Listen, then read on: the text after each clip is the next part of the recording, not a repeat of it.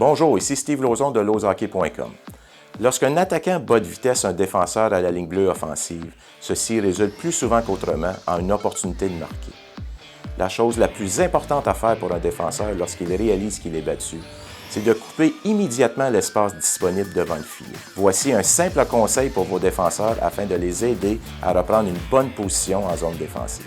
Lorsque l'épaule de l'attaquant arrive au niveau de l'épaule du défenseur, c'est à ce moment que le défenseur doit réaliser qu'il est battu. Il doit effectuer un pivot en conservant les yeux sur le porteur de la rondelle, conserver son palette à palette afin de garder l'adversaire le long de la rampe et se diriger immédiatement vers le poteau rapproché afin de réduire l'espace disponible au filet. Une situation idéale de 1 contre 1 à la ligne bleue défensive, c'est d'avoir une palette à palette avec le porteur de la rondelle.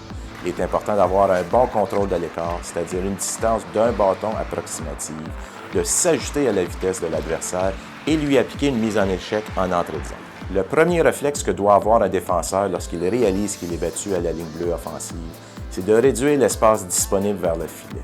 Ce faisant, il viendra réduire considérablement les chances de marquer de l'adversaire.